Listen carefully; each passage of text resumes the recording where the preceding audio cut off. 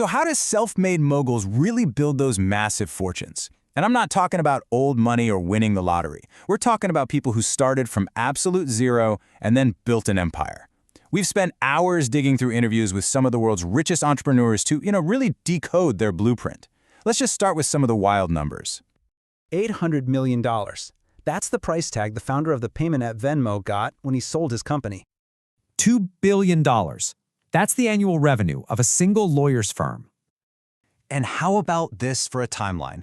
11 months.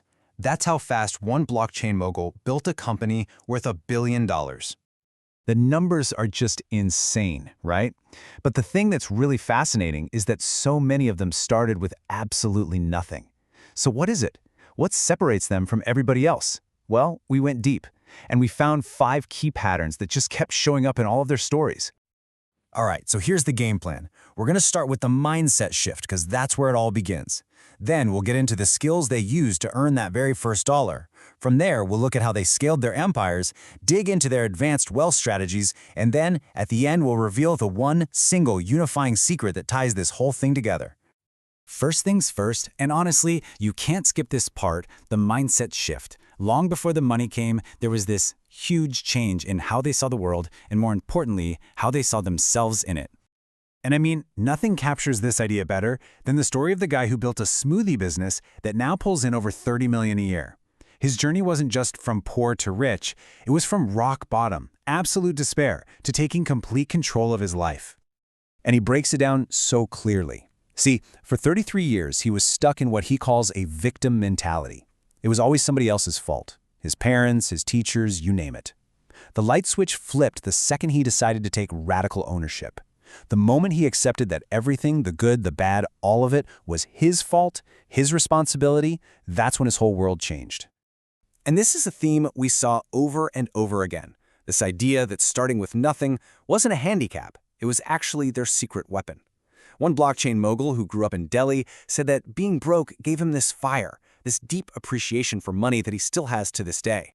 So, okay, your mindset's right, but then what? How do you actually get things moving and make that very first dollar? Well, that brings us to our second point, the ignition skills. One skill came up more than any other, and you guessed it, sales. Even a venture capitalist who started out as a computer programmer, a guy who lived behind a screen, he said he had to learn how to run his mouth, because his philosophy is simple. A closed mouth does not get fed. So, how do you get good at sales? Well, one entrepreneur who got a start in door-to-door sales shared this incredibly simple but super powerful trick. It's all about building yes momentum. You ask a few easy questions that you know they'll say yes to.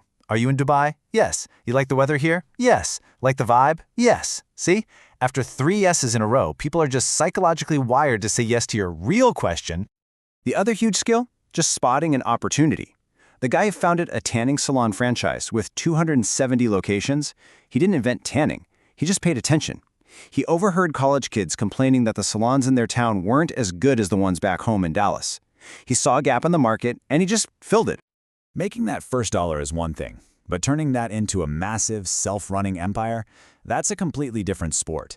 This is really where the moguls separate themselves from the pack. When you look at it, their scaling formula really comes down to 4 things. 1, build the right team. Like billionaire lawyer John Morgan said, you need partners who are making money with you, not just for you. 2, create scalable systems. A tech VC pointed out that software has infinite scale because you can sell it over and over. 3, focus on recurring revenue. The tanning mogul called that the Rolls-Royce of business models. And finally, number 4, master financial discipline. The mantra is downgrade your lifestyle so you can upgrade your life. And as they grow, they start using way more advanced plays, like something a real estate mogul called financial arbitrage. Now, the key here is that it's not about using your own money. It's about borrowing money at, say, 5% interest and then investing it into something that gets you a 25% return. That 20% difference, that's all profit. Which brings us to the next level. These are the strategies they use once they've already made some serious wealth. This is the playbook that keeps the rich getting richer. Okay, here's a fantastic, kind of counterintuitive tip on networking with billionaires from a guy who does it constantly. Don't talk about work. Seriously, everyone is always pitching them. Instead, just build a real human-to-human connection. Be a person, not another business transaction. And their whole philosophy on investing? It does a complete 180. When you're just starting out, the advice is to go all in on one thing. As one entrepreneur put it, find one thing and go deep. But once you have money, the strategy totally flips. Then you have to diversify to protect that wealth.